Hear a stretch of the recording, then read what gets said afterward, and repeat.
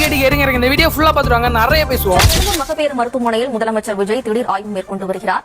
திடீரென மகப்பேறு மருத்துவமனைக்கு சென்று ஆய்வு மேற்கொண்டு வருகிறார் முதலமைச்சர் விஜய். இன்னும் பாத்தீங்கன்னா தளபதி திடீர்னு ஆய்வு பண்ணிருக்க. இந்த ஆய்வுக்கான உண்மை தன்மை என்னன்னு பாக்கலாமா? பாத்துட்டோங்க. சார் வணக்கம் சார். இது சென்னை எக்மோர் ஹாஸ்பிட்டல், பிரசவ ஹாஸ்பிட்டல். இங்க நிர்வாகமே சரியில்லை ஐயா, ரொம்ப ஒஸ்துவா இருக்கு. நாங்க ரொம்ப வறுமை கோட்டுக்குள்ள உள்ளவங்களாம் வரோம். எங்ககிட்ட எல்லாத்தையுமே காசு வாங்குறாங்க. நேற்றைய தினம் ஒரு பெண்மணி ஒரு வீடியோ ரிலீஸ் பண்ணாங்க. சென்னை எக்மோர்ல பிரெக்னன்சி ஹாஸ்பிட்டல்ல வந்து கவனிப்பு சரியில்லை, ஊழியர்கள் சரியில்லை, லஞ்சம் வாங்குறாங்க அப்படின்னு சொல்லிட்டு அந்த நியூஸ் எப்படியோ சிஎம் காதுக்கு போயிடுச்சு. அவர் இன்றைய தினம், அதாவது இன்னைக்கு சடனா ஆய்வு போயிட்டார். எங்கேயாச்சும் நடந்திருக்கா? ஒரு முதலமைச்சர் டைரக்டா ஒரு நியூஸ் கேள்விப்பட்ட உடனே டைரக்டா ஆய்வுக்கு போய் எங்கேயாச்சும் பார்த்திருக்கீங்களா, கேள்விப்பட்டிருக்கீங்க? இது இப்ப நடக்குது. ஏன் தெரியுமா? இதான் அவங்க மக்களுக்கான ஆட்சி, அரசியல் மாற்றம் சொன்னாங்க இல்ல, இதான் அரசியல் மாற்றம்.